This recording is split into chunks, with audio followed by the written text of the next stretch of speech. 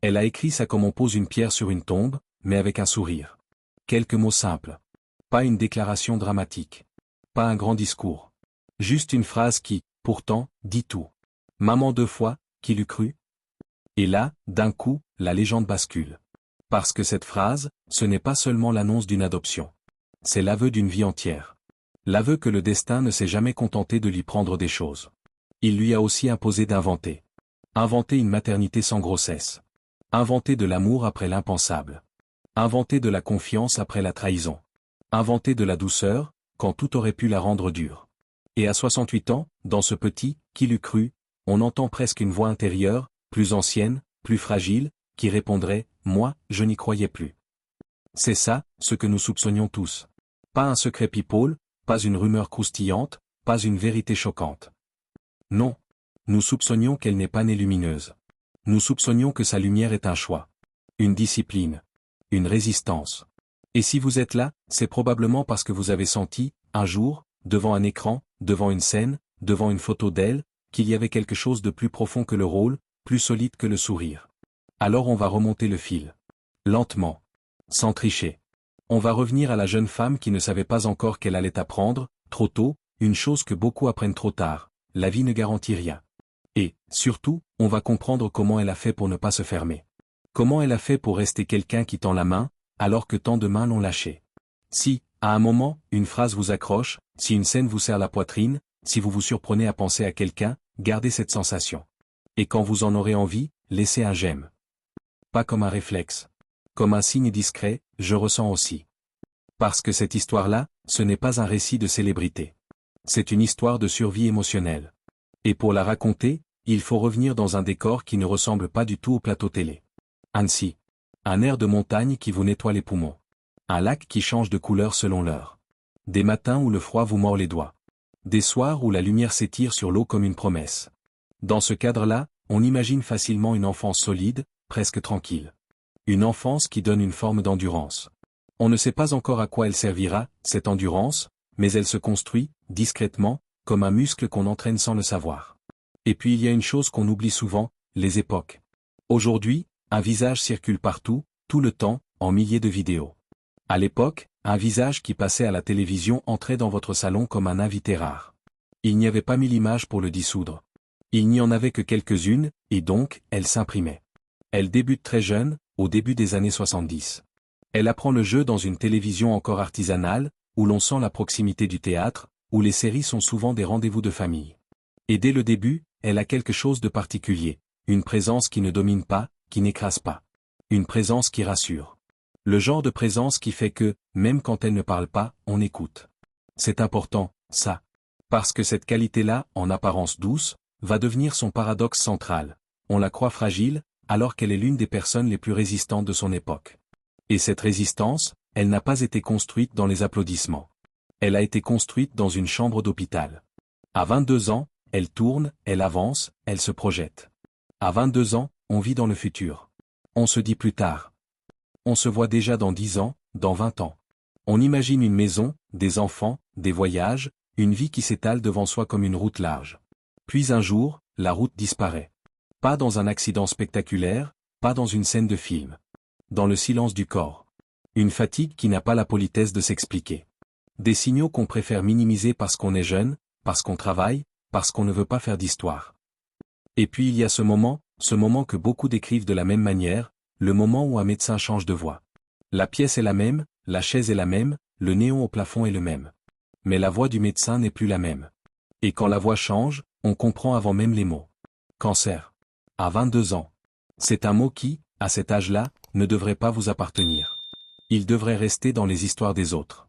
Dans les drames lointains. Dans les familles qu'on plaint. Dans les journaux. Pas dans votre ventre.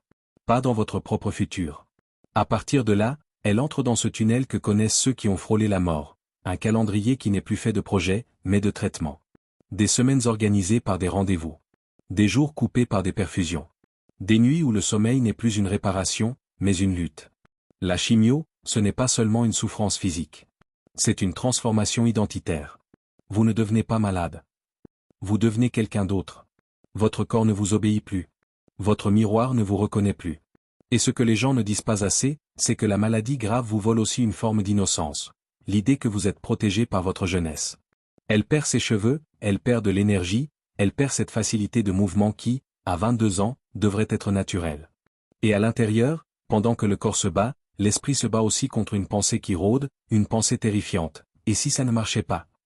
Mais il y a pire, pour elle. La maternité. On lui annonce que le traitement risque de la rendre stérile. Et pour une jeune femme qui, depuis longtemps, porte ce désir-là comme une évidence intime, c'est un deuxième effondrement. On peut survivre à la peur de mourir. Mais comment survivre à l'idée qu'on vous arrache la possibilité de donner la vie? C'est une violence invisible, parce que personne ne la voit sur votre peau. Personne ne la voit dans votre sourire. Et pourtant, elle est là, comme une chambre fermée au fond de vous. Elle le dira plus tard avec une franchise brutale, à un moment, elle n'en pouvait plus. Elle était tellement au bout que l'idée d'un traitement supplémentaire devenait insupportable. Elle a prononcé une phrase choc, une phrase qui n'est pas une provocation, mais un cri, un traitement de plus, et elle se voyait finir sous les rails du métro. Quand une femme dit ça, ce n'est pas une formule. C'est un point de rupture. Et c'est là que naît le premier grand mystère de sa vie. Comment on passe de ce point de rupture, à une vie qui, plus tard, donnera du courage aux autres? Comment une personne qui a touché le fond retrouve l'envie de continuer? On voudrait une explication nette, une cause unique.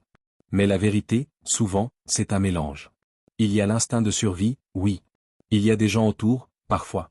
Il y a aussi une chose plus étrange, la petite humiliation de se dire « je ne vais pas laisser ça gagner ». Parce que la maladie, ce n'est pas seulement une menace biologique. C'est une présence qui vous regarde, comme si elle attendait que vous renonciez. Et certains, par orgueil ou par dignité, refusent de lui donner ce plaisir. Elle traverse. Elle tient. Et à un moment, elle fait un choix qui va aussi faire débat. Elle arrête un traitement lourd, épuisé, au bord de l'effondrement psychique. Elle cherche d'autres voies, d'autres soutiens, d'autres manières de tenir debout. Ce n'est pas une leçon universelle. Ce n'est pas un modèle à copier.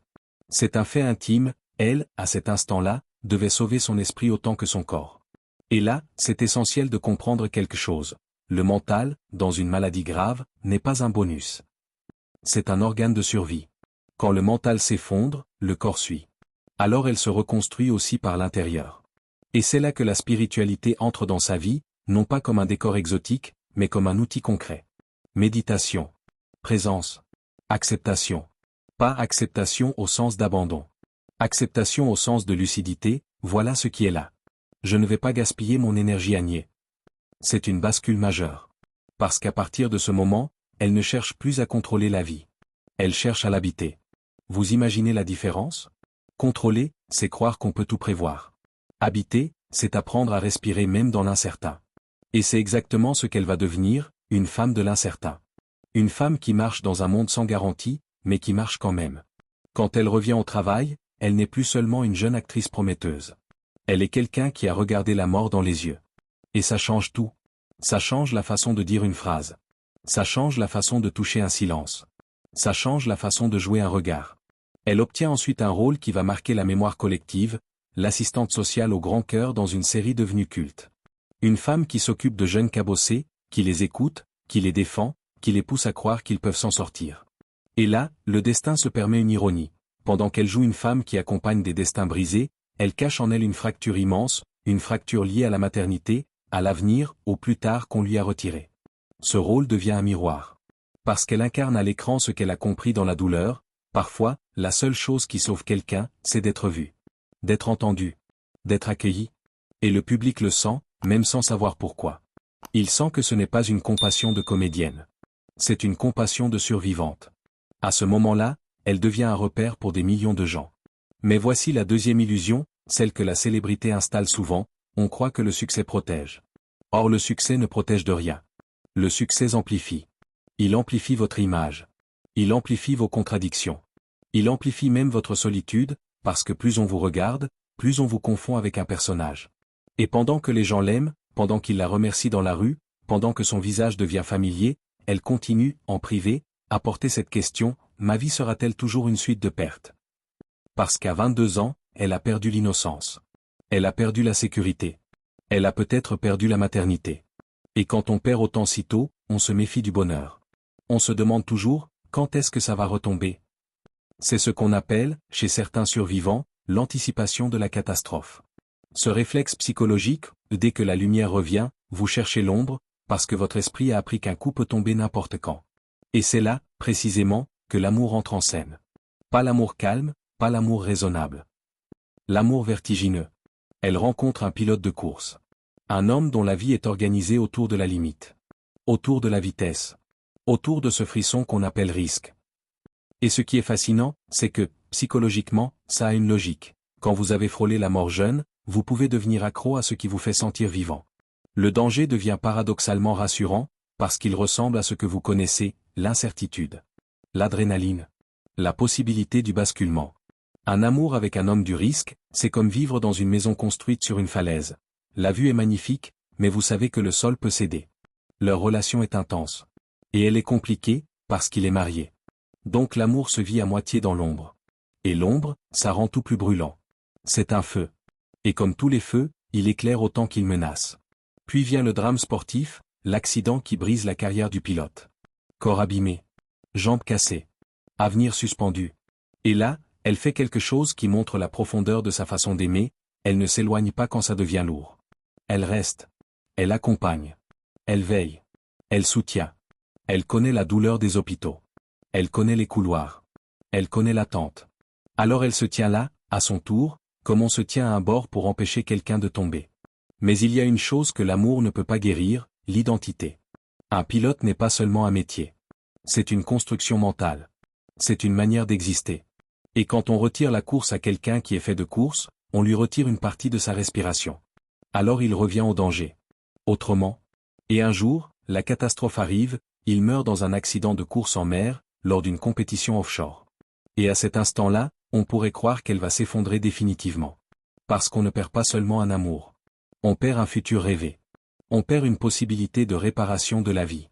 On perd ce qu'on avait commencé à reconstruire.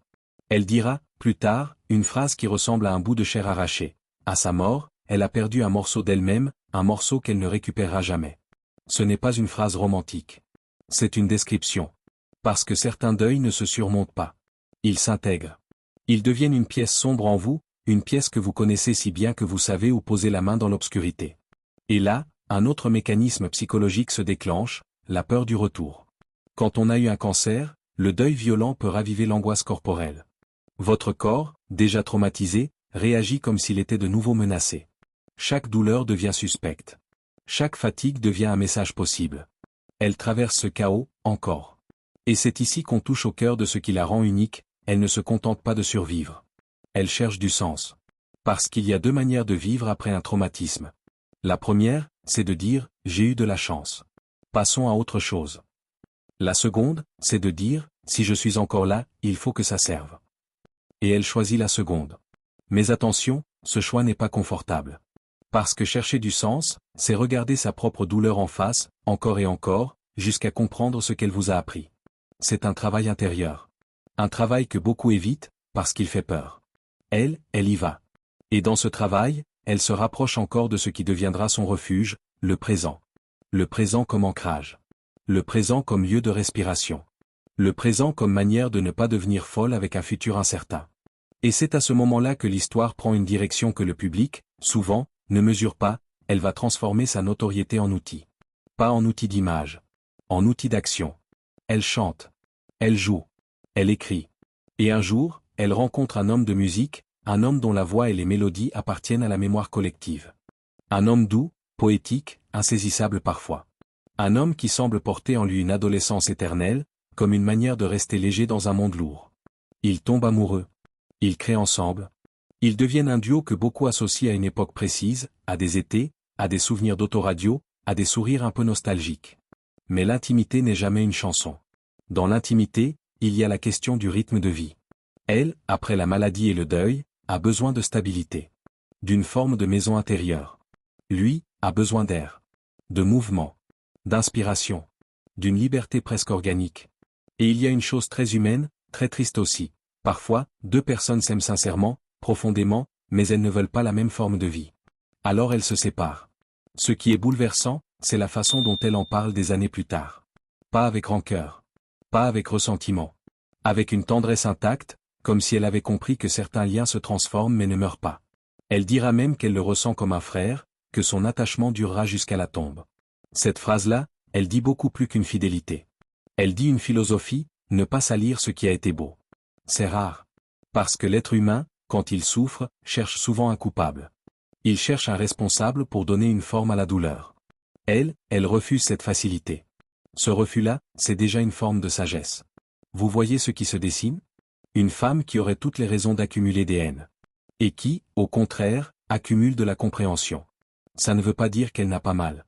Ça veut dire qu'elle ne veut pas être gouvernée par la douleur. Et pendant que l'amour se transforme, pendant que la carrière continue, la question de la maternité reste là, comme une note longue qu'on ne peut pas étouffer. On peut se convaincre qu'on accepte. On peut se raconter qu'on a fait le deuil. Mais il y a des désirs qui ne disparaissent pas. Ils changent de forme. Ils se déplacent. Ils attendent. Et c'est là que la vie, parfois, a une manière étrange d'être généreuse. Elle ne vous donne pas ce que vous vouliez, elle vous donne quelque chose qui répond aux mêmes besoins, mais autrement. Elle s'engage pour le Tibet. Pas à distance, pas en envoyant un chèque et en oubliant. Elle va sur place. Elle voit. Elle écoute. Elle comprend. Et surtout, elle ressent. Elle découvre des enfants en exil, des communautés qui tentent de préserver une culture loin de leur terre, des jeunes qui grandissent avec une identité en tension. Elle fonde une association pour soutenir leur éducation, leur culture, leur quotidien. Et là, si vous voulez comprendre son moteur intérieur, il faut regarder ce geste. Quand on a vécu une grande menace personnelle, on peut soit se replier, soit s'élargir. Elle s'élargit. Elle transforme sa vulnérabilité en compassion active. Et au fil de ses voyages, elle rencontre une petite fille tibétaine. Migmar. Le genre de rencontre qui ne ressemble pas à un coup de foudre. Plutôt à une évidence lente. Un lien qui se tisse sans qu'on le décide vraiment. Au début, c'est un parrainage, un soutien. Puis la relation grandit. Les années passent. Les appels, les visites, les séjours. Et un jour, la procédure d'adoption s'enclenche. L'adoption, on en parle souvent comme d'un acte d'amour pur. C'est vrai. Mais on oublie la lourdeur administrative, les doutes, les obstacles, les délais, la fatigue mentale. Et surtout, on oublie la réalité émotionnelle. Adopter, ce n'est pas ajouter quelqu'un à votre vie. C'est changer votre vie. Elle le dira, une adolescente, ce n'est pas un bébé. Ce n'est pas une page blanche. C'est une histoire déjà écrite, déjà blessée parfois, déjà méfiante parfois. Et vous devez aimer cette histoire-là sans la posséder, sans la contrôler. Vous devez être parent sans avoir les repères classiques de la maternité. Vous devez inventer. Et c'est là que le destin recommence à jouer avec son paradoxe. Elle qui a été privée de maternité biologique devient mère, dans la forme la plus exigeante. Mère d'une adolescente. Mère d'une histoire. Mère d'une identité en reconstruction. Et autour d'elle, certains jugent. Certains s'inquiètent. Certains la traitent d'inconsciente. Parce que la société adore les cases. À 57 ans, on ne devrait pas devenir mère. On devrait être dans une autre phase de vie. Mais elle ne vit pas selon on devrait. Elle vit selon ce qui est juste pour elle.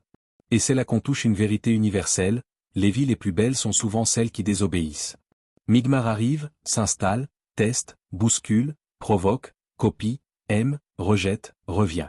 Comme tous les enfants. Sauf que là, le tout est amplifié par le déracinement, par le choc culturel, par l'adolescence. Et elle tient. Elle tient parce qu'elle a appris, dans la maladie, une chose fondamentale. On ne contrôle pas les vagues. On apprend à surfer. Et puis, avec le temps, la relation se solidifie. Elle devient une fierté.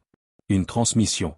Et c'est là que le premier mystère posé au début commence à se dévoiler, ce qu'elle admet à 68 ans n'est pas un secret. C'est l'aboutissement d'une fidélité, elle a toujours voulu une famille. Le destin a juste exigé qu'elle la construise autrement. Mais avant d'arriver à ce moment lumineux, la vie lui tend encore un piège. Un piège moderne. Pas un piège de maladie. Pas un piège d'amour. Un piège de confiance. Une escroquerie financière. Imaginez, vous avez travaillé toute votre vie. Vous avez épargné. Vous avez peut-être mis de côté, aussi, pour aider, pour soutenir des projets, pour sécuriser votre avenir. Et un jour, quelqu'un arrive avec une promesse. Une promesse d'investissement sûr. Des rendements stables. Des mots compliqués, des documents, des références. Et surtout, l'arme la plus dangereuse, le charisme. Parce que les grandes arnaques ne fonctionnent pas seulement sur la cupidité. Elles fonctionnent sur le besoin humain de croire. Croire que l'on peut faire confiance. Croire qu'il existe des gens compétents, sérieux, rassurants. Croire qu'on n'a pas besoin d'être méfiant tout le temps. Elle se retrouve prise dans une affaire qui touche de nombreuses victimes. Une affaire où l'accusé aurait construit une mécanique sophistiquée, Un système qui se présente comme une stratégie infaillible mais qui, en réalité, n'est qu'un simulateur, un décor. Et derrière le décor, l'argent qui s'évapore, les victimes qui s'effondrent, les vies qui vacillent. Et là, il y a un moment crucial. Parce que ce genre de trahison-là peut vous briser de manière très particulière, elle vous brise moralement. La maladie vous dit, ton corps est fragile. L'arnaque vous dit, ta confiance est dangereuse. Et si vous avez déjà été trahi, vous savez à quel point c'est tentant, ensuite, de devenir froid. De devenir dur. De se dire, plus jamais. C'est exactement là que son histoire redevient fascinante, elle refuse de devenir dure. Pas parce qu'elle est naïve. Parce qu'elle a compris quelque chose de plus profond. Si vous laissez un escroc vous voler votre capacité d'aimer, alors il vous vole 2 fois. Et ce qu'elle protège, depuis toujours, ce n'est pas seulement son argent, sa carrière, son image. Elle protège son âme. Cette idée peut sembler grande, presque philosophique. Mais en réalité, c'est très concret. Protéger son âme, ça veut dire, ne pas devenir quelqu'un qu'on déteste. Ne pas devenir amer. Ne pas devenir soupçonneux au point de ne plus ressentir. Ne pas devenir méchant pour se défendre. C'est une victoire invisible, celle-là. Et elle coûte. Parce que rester doux dans un monde qui vous frappe, ce n'est pas un trait de caractère. C'est un choix répété. Et nous voilà au moment de l'aveu. À 68 ans, elle officialise une seconde adoption. Un jeune homme, Nihima, déjà présent dans la famille, lié à Migmar. Ce n'est pas une surprise sortie de nulle part. C'est plutôt la reconnaissance publique d'un lien construit sur le long terme. Comme si, au fond, elle disait, je ne suis pas seulement une mère par accident. Je suis une mère par décision. Et là, cette phrase, maman 2 fois, qui l'eût cru. Pourquoi cette phrase touche autant? Parce qu'elle contient un étonnement sincère. Et l'étonnement, à cet âge-là, après tout ce qu'elle a traversé, c'est presque un miracle. Quand vous avez vécu des tempêtes, vous ne vous attendez plus à ce que la vie soit généreuse. Vous espérez. Mais vous n'attendez pas. Et pourtant, elle est encore surprise. Ce qui veut dire qu'elle n'est pas devenue blasée. Elle n'est pas devenue cynique. Elle n'a pas fermé les portes. Elle a gardé, quelque part, une place pour l'inattendu. Et ça, c'est peut-être son plus grand secret. Parce que la plupart des gens, après un certain nombre de blessures, ne laissent plus de place. Ils verrouillent. Ils s'organisent. Ils se protègent. Ils construisent des murs. Elle construit des seuils. Un seuil, c'est différent d'un mur. Un seuil, ça protège, mais ça laisse entrer. Et si vous êtes encore là, c'est le moment où je vous pose une question simple, mais très intime. Dans votre vie, est-ce que vous avez plutôt construit des murs ou des seuils? Prenez 2 secondes. Pensez-y. Et si la réponse vous étonne, si elle vous fait sourire ou si elle vous pique un peu, écrivez juste un mot en commentaire, mur ou seuil. Rien de plus. Parfois, un mot suffit à se comprendre. Maintenant, pour saisir toute la puissance de cette seconde adoption, il faut revenir à la blessure initiale. La maternité empêchée. Parce que ce qui se joue ici, ce n'est pas une anecdote tardive. C'est une réparation. Pas une réparation au sens on efface la douleur. Une réparation au sens, je transforme le manque en transmission. Et là, on touche à une vérité universelle, ce qui n'a pas pu naître dans votre vie peut parfois renaître autrement. Un désir empêché peut devenir une mission. Un amour perdu peut devenir une capacité à aimer plus large. Une maladie peut devenir une écoute. C'est ce que fait son parcours, il élargit. Si on regarde sa vie comme une ligne, on pourrait croire qu'elle est faite de coups du sort. Maladie à 22 ans. Stérilité probable. Succès public. Amour clandestin. Deuil violent. Séparation respectueuse. Engagement humanitaire. Adoption tardive. Arnaque. Et pourtant, si on regarde de plus près, il y a une cohérence. Une cohérence psychologique. Elle est guidée par une idée, ne pas laisser le mal vous dicter votre forme. La maladie aurait pu la rendre obsessionnelle, contrôlante, anxieuse. Elle choisit l'acceptation active. Le deuil aurait pu la rendre fermée à l'amour. Elle choisit une fidélité douce, sans haine. La stérilité aurait pu la rendre amère envers le monde. Elle choisit la maternité autrement. L'arnaque aurait pu la rendre paranoïaque. Elle choisit la lucidité, sans déshumanisation. C'est comme si, à chaque étape, le monde lui présentait une option facile, devenir dur. Et elle prenait l'autre chemin. Pourquoi? Parce qu'elle a compris, probablement très tôt, une chose essentielle. La dureté ne protège pas de la douleur. Elle protège seulement du lien. Et quand on se protège du lien, on se protège aussi du sens. Voilà pourquoi son histoire résonne tant chez les gens de 45, 55, 65 ans, ceux qui ont vécu assez de choses pour savoir que les jolies phrases ne suffisent pas. Son histoire n'est pas une morale. C'est une preuve. La preuve qu'on peut traverser, sans se déformer. Alors oui, il y a la carrière. Il y a les rôles, les chansons, les souvenirs d'une époque. Mais au fond, ce qui marque, ce n'est pas sa filmographie. Ce qui marque, c'est son architecture intérieure. Et cette architecture, elle l'a exprimée dans ses écrits aussi, quand elle parle du présent comme d'un refuge. Pas comme un concept à la mode, pas comme un slogan. Comme un outil de survie. Parce que le passé peut devenir une prison. Et le futur peut devenir une menace. Le présent, lui, est le seul endroit où vous pouvez respirer. Respirer vraiment. Et c'est là qu'on comprend quelque chose de très fort, sa spiritualité n'est pas une fuite. C'est une stratégie. Une stratégie pour rester vivante à l'intérieur. Parce que survivre, ce n'est pas seulement continuer à battre du cœur. Survivre, c'est continuer à sentir. À aimer. À s'émerveiller. À créer.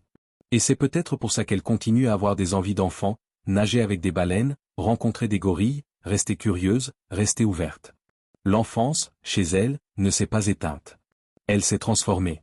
Et ce détail-là est précieux, parce qu'il dit quelque chose de rare, elle n'a pas vécu contre le monde.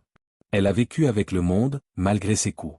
Il y a, dans son parcours, un geste symbolique qui résume bien cette manière de vivre.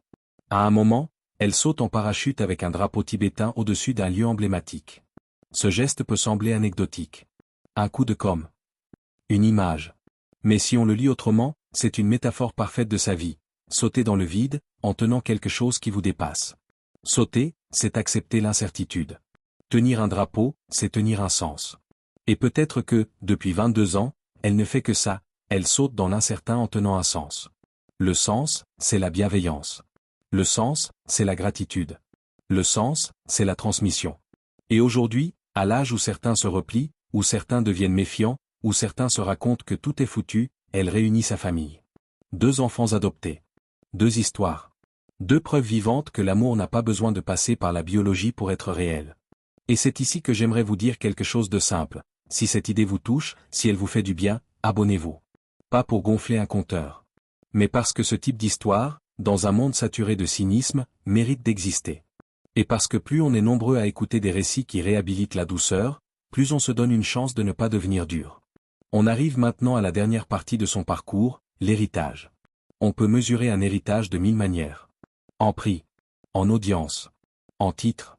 Mais son héritage le plus solide est ailleurs, dans les gens qu'elle a aidés à se relever sans le savoir. Ces gens qui l'ont vu à l'écran, à une époque où les séries étaient des rendez-vous familiaux, et qui ont senti qu'une femme pouvait être forte sans être brutale. Ces gens qui ont entendu ses chansons, et qui associent sa voix à une période où la France avait une autre respiration. Ces gens qui ont lu ses confidences, et qui ont compris que la maladie ne tue pas seulement le corps, elle attaque l'esprit, et que sauver l'esprit est déjà une victoire. Et surtout, ces gens qui, en apprenant qu'elle est devenue mère 2 fois, se disent « alors, ce n'était pas fini. Alors, on peut encore construire. » C'est peut-être ça, le vrai héritage, redonner aux autres la permission d'espérer tard. Parce qu'on vit dans une société qui aime les histoires rapides. Le succès jeune. La famille jeune. La vie dans l'ordre. Elle incarne l'inverse, une vie qui se construit après les ruines. Et c'est un message énorme pour tous ceux qui pensent qu'il est trop tard. Trop tard pour aimer. Trop tard pour changer. Trop tard pour se réparer. Trop tard pour devenir parent, d'une manière ou d'une autre. Son existence dit, parfois, c'est tard, mais c'est possible. Et maintenant, on revient au début. À ce petit aveu qui a déclenché tout le reste. Maman 2 fois, qui l'eût cru?